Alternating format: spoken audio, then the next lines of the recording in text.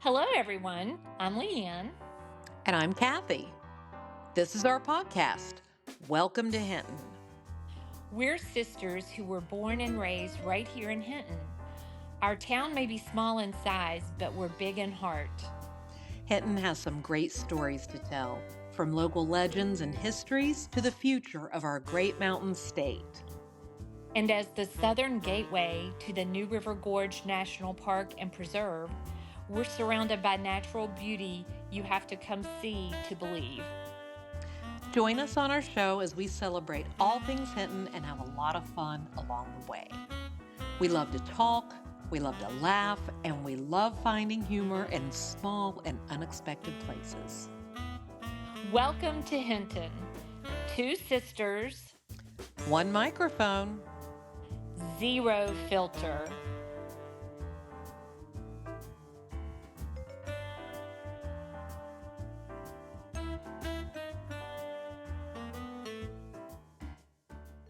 All right, we are back. This is Kathy. This is Leanne. And it is episode 2 that we are calling The Heartbeat of Hinton. Heartbeat of Hinton. Yes, I can't believe we're on episode 2. I know. I read That's somewhere that exciting. most podcasts fail after 3 episodes. After 3 episodes, people just give up and don't do it anymore.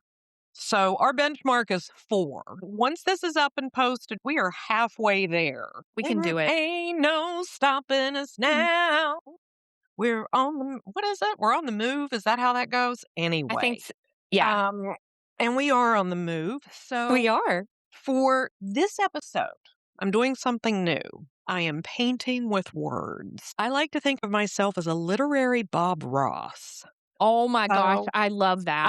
I'm going to walk you through a little picture that I'm creating. We're going to try to imagine what Hinton looked like in 1777. And there is no Hinton in 1777. Right? So Yeah. basically, you're going to see wild, untamed land. You're going to see maybe full rhododendrons in bloom, honeysuckles, wildflowers. I bet it was so beautiful back then, just all Beautiful, probably yes. dangerous because there's wildlife. There would have been black bears, cougars, or the old folks called them catamounts when we were kids. I haven't heard that one in a while. Let's see. Packs of wolves used to roam around that area. Oh my gosh. And can you imagine the snakes that were everywhere? Must have been I rampant. can't take it. So, all right. Now Bob is going to reach for a finer point brush. Can I and just I'm ask going- one question? Uh-huh. Does you have an afro like Bob? You know what? My hair does get really frizzy in humidity. So this is Okay, a well, thing that it I can tracks. work on. Yeah, Okay, it is. tracks. All right. right. So got my fine point brush here and I'm painting a silhouette, a solitary figure on the riverbank, surveying all that is before him. And he's thinking to himself, how am I going to make a life here? Wow. Well, I know one thing. He definitely needs a plan because that sounds all that untamed wilderness Yeah. and wildlife. I mean, good grief. I don't know if he has a plan, but if he does, probably not much else. He's a refugee. He's from Europe. He actually came from France. His name was Isaac Ballingy, and he would eventually settle all of that wild land into the town we now know as Hinton. My gosh. Okay, so he's from France. Wouldn't the pronunciation be Ballingy? Ballingy. Ooh, that sounds super fancy. Isn't that nice? Doesn't- We need to start saying Yes. that. Just, Yeah, just in general conversation, just break out Ballingy. Ballingy. And, you know, we could have been French. I mean, there are French-speaking parts of Canada. There's Louisiana. It could have been pretty cool if we were like a little strip, little enclave in Appalachia that still spoke French and had French culture, right? Well, yeah, you know, France, I think about food, and I would not trade biscuits for crepes any day. I mean, come on. Although Yeah, I do like crepes, I'm with you. I'm taking the biscuits. And that's France for you. You know, people who can't just develop a culinary tradition. You would think they would Yes. learn what to do with a frying pan or something, but yeah, the French, they just do not have any idea about food, do they? Yeah, we dodged a bullet wink. there. Yeah. All right. So back to Mr. Boulanger. He's there in 1777, and he has been granted this land by the state of Virginia, which on the surface sounds great. Hey, here's some free land. But to live there, it was going to take some work. I can't there's not a lot I can say about this because I have never settled land, obviously. I mean, Mhm. I've mowed some grass. I even tried my hand at weed eating, Yeah, but did you settle I that was grass? I did. I settled that grass on a very small yard, but I was not cut out to be a pioneering settler for sure. Yeah, no, Oh, I haven't not me. I haven't mowed grass in a long time, but I do know that I do not even like unpacking my suitcase when I come back from a trip. So, yeah. Well, then it's a Um, good thing we were born in the 20th century.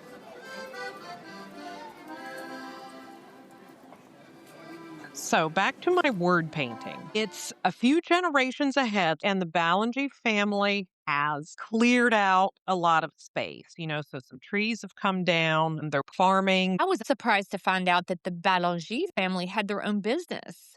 I mean, Hmm. did we probably learn that in Hmm. West Virginia history? But that class I, was a few yeah, years ago. yeah, if we were just relying on our memory of West Virginia history class, we would have to end the podcast right now. Definite facts there. But luckily, we've got Google and we were able to look for Hmm. some pictures and descriptions of the Balangi's business. We found that they ran a ferry across the river for travelers. And according to documents, it was right where the Greenbrier meets the New River. Hmm. Yeah. And really, I mean, we looked at the same pictures and they kept calling it ferry. Uh-huh. That seems like a generous term to me. I mean, it was a bunch of logs tied together with rope, Right. right? So I would call it Right. Right. a platform or a pontoon, really. It was a log pontoon. Right. And you know what? You had to stand on them, obviously, and Yeah. they pulled you across the river by guide ropes by somebody on the other side. So, I mean, they hauled a lot of stuff on those ferries, Yeah, right? and I assumed it was people and some cargo they had with them, but I mean, they moved cattle on those things, horses, sheep, and I didn't even know That's that was possible on logs. I don't understand the physics of that, but that's what they did. you could haul whole wagons. Yeah, just roll the whole thing right on there. Yeah, and can you imagine how heavy that would be? So we looked it up and we did find out that ferries could support a lot of weight. A standard wagon, fully loaded with goods, could weigh up to 8 tons on its own. That just blows my mind. Yeah, yeah, And how many cattle, Kathy? I can't remember. yeah, like 30 to 40 heads of cattle. Can you imagine that going across the river? I know. I'm actually trying to picture in my head a bunch of cows just standing on a wooden raft being pulled over to where the Save-A-Lot is today, right? And that would make an amazing postcard, Hinton, come float with the cows. And for some Well, reason, that we makes sense. But you know what? It's not that crazy because it's not. a few months ago, our family took a trip to the Bahamas, and one of the big things they do there for tourists is they have you swim with pigs. And this is a tourist draw. People What? pay money for this. They have these pigs that live on the island that just go out and swim, and people go swim with pigs. So, what I'm saying, if you can swim with pigs, then why wouldn't you want to float with the cows? So, Well, that's that a could great become our new idea thing. because Yeah. yeah, yeah. Yeah. Well, we have Hinton Landing now, and we have the beach. I mean, Right. we can So hang we out get a there, couple of float with the cows, cows. we put them in, a floaty, and then we get our own floats and go out there, Hinton, come float with the cows. And these are ideas we just come up with off the top of our heads, folks. I mean, we've got a Yeah, million we. of them. So if somebody So I'm wants to gonna. start the cow float business, go ahead, take it, run with it. Because we'll think of Yeah, 10 more things when this podcast is yeah. done. But just on that note, I'm gonna get my notepad out right now and write this down. Floating, bring back floating with cows. Yeah. Save a lot Yeah. area. Yeah. Put a Okay, star we by got it. that. Yeah. Okay, cool. Okay. All right, so now let's bump up the timeline. We're going to move forward about 100 years, and we're going to picture Hinton in the late 1870s. So by this time, the Ballingy family has had several generations and they've expanded. There's another family, the Hintons, who have moved into the area. And in the 1870s, at this time, there are 6 families and 3 houses. Wow. You know what? It sounds like that they could have lived like that indefinitely. I mean, just an incredibly slow moving, slow growing community deep in the hills of West Virginia. I mean, if it weren't for that ferry across the river, I'm not sure if anyone would have known about that little settlement. What do you think? Yeah. Yeah, it could have stayed around for years. I mean, they had everything they Mhm. needed. Obviously, they were getting by because the generations grew and expanded. But the thing is, somebody did see that little settlement, and it was the railroad. Oh, It's 1871, and the C&O Railroad is moving across to the west. And they've already hit some roadblocks because you're trying to move through mountains. You're right. either going to have to dig out a tunnel, you're going to have to go up and over, which takes a lot of extra power. So they're trying to figure out how they're going to lay the track through these mountains. Yeah. I have no idea how hard it is to dig out a tunnel for a train, but I know for a fact I would avoid it if I could. Well, you know what? Going back to West Virginia history, I do remember learning about how the Great Bend Tunnel was built. Mhm. And if I'm not mistaken, it took close to 3 years. And I think there were over 1,000 workers over the course of that construction, and several unfortunately didn't make it. And yeah, you just remembered those numbers, really? You were just thinking back about West Virginia history and you I knew paid that? attention in class. I did. I paid attention in class, You know and what? I You remembered did. those Yeah, that sounds like exact you. numbers. Yeah, okay, so I don't remember that much. I did not pay that much attention, but I have done reading since then, and what I learned is that right around Hinton, that was a great place to have the train go through because the new river had already done the work of cutting through the mountains. That's true. So along the river, you have these nice flattened riverbeds along the way. And so it's a natural area where you can put Mhm. down the railroad tracks and they follow the path of the river. So that is why the C&O came in and made Isaac Ballingy an offer in 1871 and they bought the entire estate. And you know what? And I did not remember this, nor did I remember that other information. We did a lot of research, but the amount of land that the CNO bought from Isaac Ballingy was 210 acres. Mhm, And you and I have read different amounts that they paid for this, somewhere between 35 to $3,800 for all of that land. And as soon as the railroad got it, they parceled it up and sold plots for the railroad workers and their families. And boom, mhm. instant town. Yeah, yeah, there you go. It was fast and it was dramatic. So the before picture of Hinton, before C&O Railroad, is an almost empty village where you can walk 4 or 5 acres before you see another person, and there Right. are 3 houses. And the after picture, which comes pretty quickly, is all of a sudden you have 1,000 people just milling around in this growing town, and hotels, restaurants, dry goods stores, hardware shops, all of this stuff just starts popping up. Yes. Just think of the noise, and you're in a Mhm. quiet mountain village where you have this peaceful soundscape, the river, the birds, the rain, maybe some cows mooing on the ferry as they Oh, travel yeah, they're going across.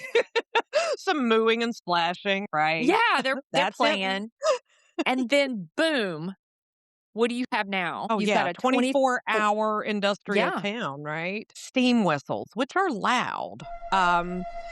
Explosives probably because you're opening up new areas and just having to blast earth out of the way. Constant drone of hammer on steel. It gives me a headache, frankly, just thinking about it. yes.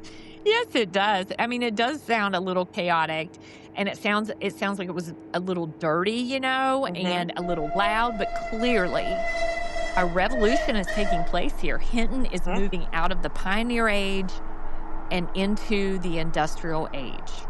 I know, and that's so exciting. I mean, that is the pivot. It's Pioneering to industry. It's huge, and this is where Hinton enters its glory days.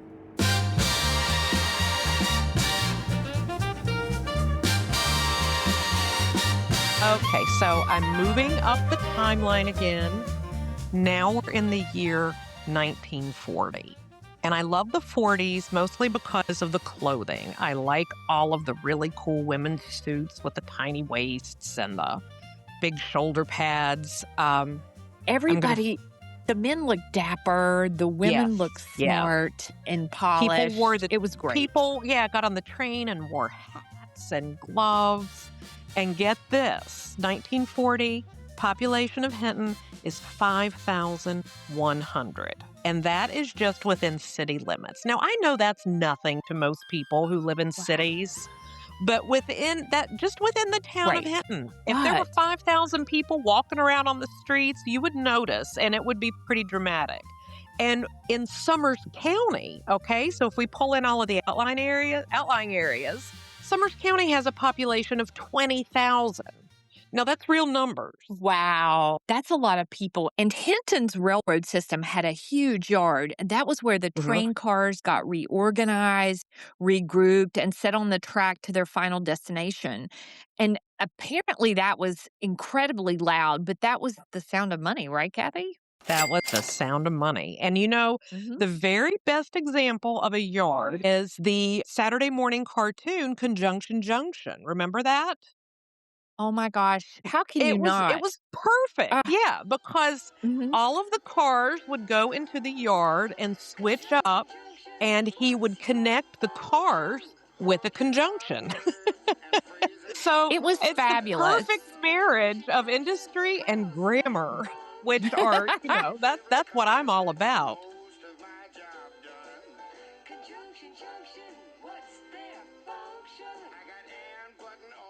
Now, today, not much left of the yard. And I haven't been down there. I mean, it's overgrown. I would say you could find some tracks, but unless you knew that there had been a yard there, I don't think it would be obvious. And the same for the roundhouse. That was a Hmm. really cool structure too. I think it was like, if you want to say something to compare it to, like basically 100-foot lazy Susan or a Hmm. turntable for trains. Yeah, And yeah, it was since really cool. yeah, and since steam engines couldn't easily reverse, they'd Hmm. drive onto a turntable. It would spin that steam engine 180 degrees and get aimed back at the mountains in the other Hmm. direction. Yeah. Yeah, right. And those engines, the ones that they drove into the roundhouse, I mean, they were monsters. The C&O Allegheny was 125 feet long and weighed 1.2 million pounds.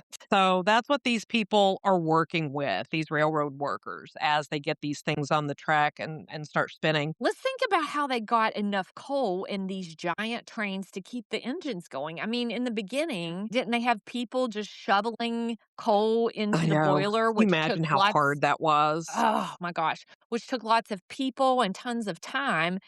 And then when they built the coal tower, which it still stands today, they loaded up the coal into a big funnel in the tower and the train simply drove under it to get filled. Isn't that cool?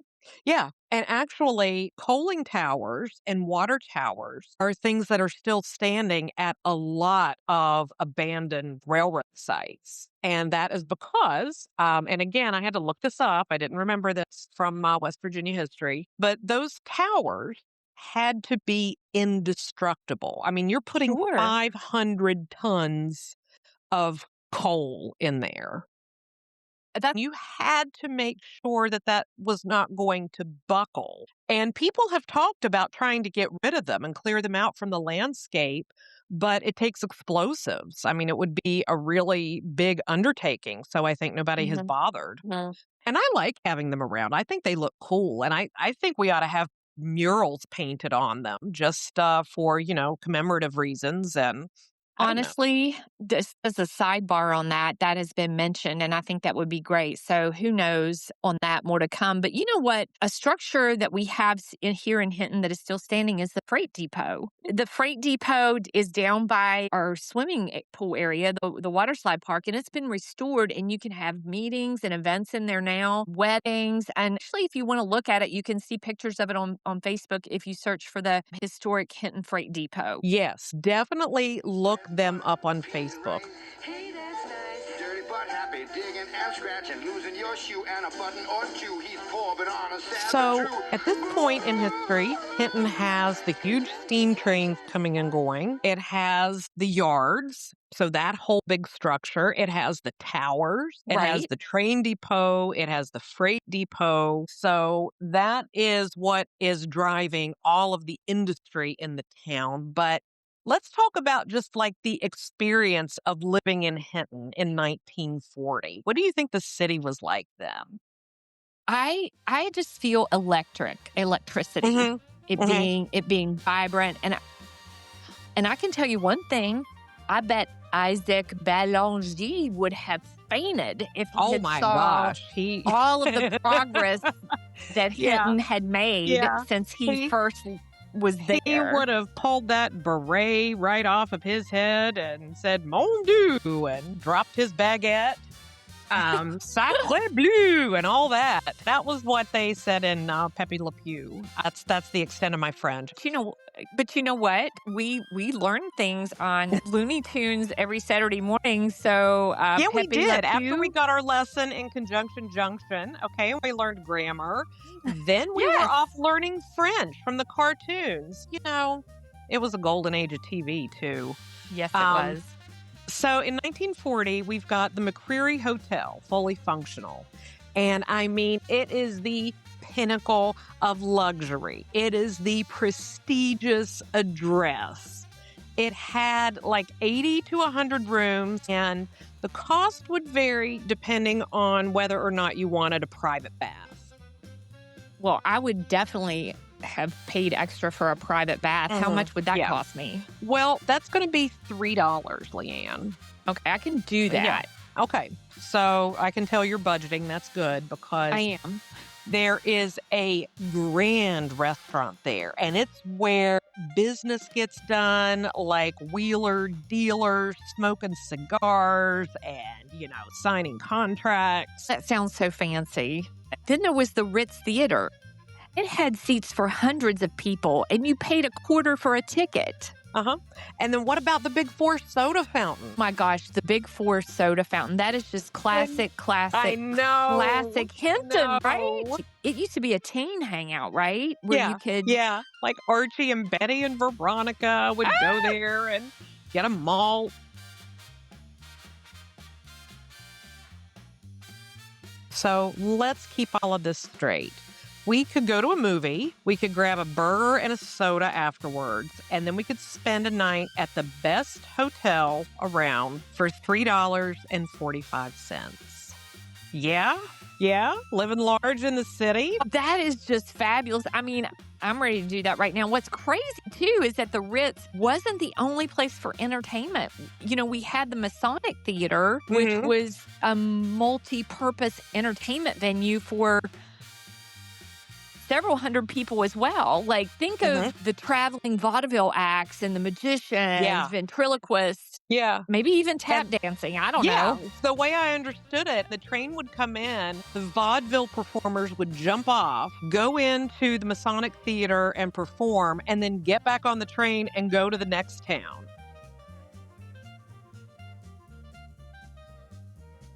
And then there's shopping. So, Oh my Cox's gosh. department store, Right? Woolworths, G.C. Murphy's. We had the Hub. We had Low Furniture. We had Western Auto. Yeah. There was Rose's Um, Drug Store. That was huge. That's And right. I forgot about yeah, that. all made possible by the railroad. Oh, and it's just I want to stay in this version of Hinton forever. Why Oh, can't I we? know, I know. And the thing is, I was worried about us getting to this part of the show because I want to stay in that part too. But something is coming along that is going to change all of that. And it's one word: diesel.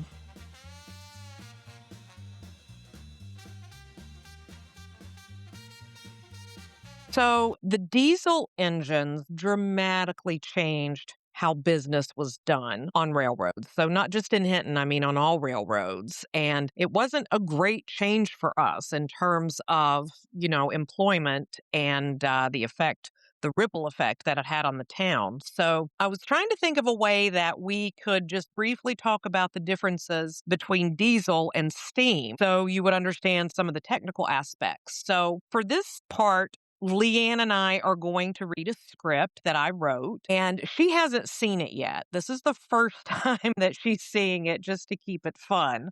Yes, So the that is first true. so I've the not first seen it. surprise you're getting is that because you're the older sister, you are going to play the part of the old, rusted out, dilapidated steam engine, gasping for its last breaths, along with any sense of relevance in a modern world.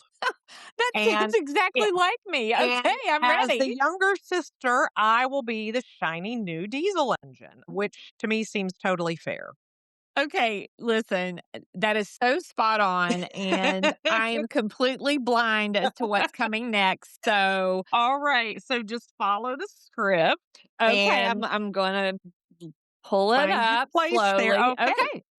And this way, people can really grasp the differences between steam engine and diesel engine. So remember, everybody, Leanne is steam and I'm diesel. Okay, you go first, Leanne. Okay, so I'm scared. Okay.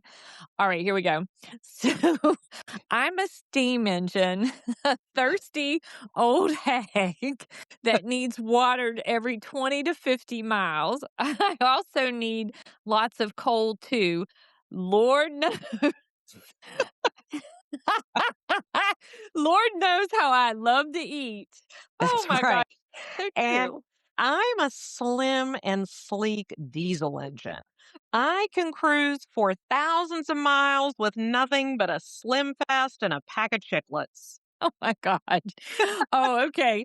I need lots of maintenance by whole teams of skilled laborers. I need to be cooled, scraped, sandblasted pretty much from the time I get up in the morning till the time I go to bed. Oh my gosh. Are we talking about steam I engines know, or hitting close to home. Well, I don't need maintenance as diesel. I'm just high on life as I cruise through the mountains, navigating the twists and turns. Good thing I'm in top shape. I need helper engines strapped to my butt to push me up steep inclines. Oh my gosh, how true. And I leap up those same inclines like a graceful gazelle. Sometimes my boiler gets backed up. And I'm diesel, so I don't even know what that means. Fighting rust is a daily battle. And I worry that my glistening sheen distracts people from my work ethic. You can be both beautiful and productive. And Oh my seen. goodness. I think that got the point across, right? Yeah, yeah. Well, actually, yeah. I forgot if we were talking about steam engines there for a minute, but okay. So the point is, yes, the steam engine was great in its day, but it was surpassed by a newer, more efficient product. So that was good for the sake of progress, but it really hurt the population of Hinton because we didn't need all those workers anymore. People left. Let's look at the population numbers. Leanne, you want to take them? Okay, so we're looking in 1950, the population of Hinton was almost 5,800. And you go a decade later to 1960, 5,200. And I'm rounding. In Hmm. 1970, we're dropped down to 4,500. 1980, 4,600. Yeah, a little 1990. blip in there, but yeah, what was 1990? 1990 was 3,400, and then, Oh, man. unfortunately, the 2000 year, we saw 2,880 Yeah. That people, which is a huge decline. It's half our population almost. Yeah. I know how dinky those numbers sound, but when we were growing up in Hinton in the 70s, I thought it was a pretty decent sized town. I mean, I didn't feel like we Oh, were in the holler. going downtown Hinton was a big deal when we were growing up in the 70s, and going, like, I remember going on a Saturday with mom and dad to go shopping, and remember when you had to, like, circle the block a few times to find a place to park, and then you had to have change for the parking meter? Yeah. Yeah. And I am pretty sure we even had to look, before we crossed the street. So, yeah, traffic. Right. Imagine that. The big question is, and Kathy, is can we have something like that again? Right. Well, I wish we could find some kind of industry that could be based here and bring even half the jobs that the railroad did. I don't know what that industry is. I don't have a great track record for pinpointing the next big thing. I mean, I didn't think Amazon would last when it started out as an online bookstore. Remember when it was just for books in the 90s? I do. And I I'm like, do. "Oh, that's never gonna replace the fun of going to a real bookstore." So yeah, I passed on buying stock that was $8 a share at the time. Yeah. Yeah, and, I felt the same way about eBay. I was like, "There is no way somebody's gonna buy something without looking at it Right? first." But, Yeah, that hey. you're gonna just give them your money and wait and hope you get the right thing. Right. Exactly. So very clear, we have established we are not visionaries. But until that new industry comes along, which will be somebody else's job, we've got tourism. And that's right. Some industries and businesses may be fleeting, but our mountains and rivers are here forever. I mean, tourism is a business that is here to stay and is growing. And that's why in 2020, the New River Gorge was designated as a national park and preserve. And this is a game changer because Hinton sits at the southern gateway of the newest national park in the United States. And Mhm. as a result of that, tourism in this region has soared. I know. You see tourists in downtown Hinton. It's all I can do to stop myself from just running up to them and saying, "Where are you from? Why are you here?" Because, well, that would scare them, but we're not used to it, right? If you see somebody on the street, you know them. And if you don't know them and Exactly. they're taking pictures, that's like a really new concept. We take for granted how beautiful this Absolutely, we do. area is. And looking back and seeing what we've had all along, um, it's just, I'm very thankful that we were able to grow up in such a beautiful place. And not Mhm. only just the natural beauty, I mean, downtown Hinton is a designated National Historic District. And it is considered one of the best examples of an Appalachian turn of the century railroad town. Right. And when you look around Hinton, I mean, these historic buildings didn't just survive. A lot of them are in use. So Right? the Hinton Railroad Museum is where Cox's department store used to be. That was built in 1925. The McCreary Hotel has been restored. The first floor is open. The Ritz, the movie theater, is still showing movies. It's fabulous, and the Hinton Veterans Museum is housed in the Carnegie Library, which was built with a grant from Andrew Carnegie in 1907.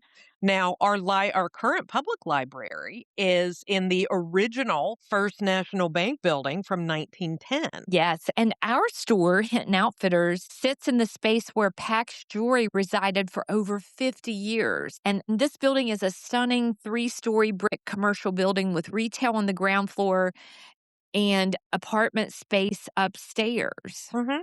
And just catty corner to us, there's the Big Four drugstore, still going strong, same location. So there is still a lot of vitality in downtown Hinton, and things are happening here Yeah, that people are still moving into the area yes. from other places, and that brings, just some new blood, some fresh perspective. Businesses are still opening. Yes, and we talked about tourism. We are seeing new people visiting and Mhm. enjoying the natural beauty that Hinton Yeah. and Summers County Yeah, provides. and I think that's it. I mean, I think our next big thing is number one, taking pride in where we're from in this beautiful area and creating businesses and opportunities for people to come and observe, enjoy, and see what life in a small town in the Appalachian Mountains is like.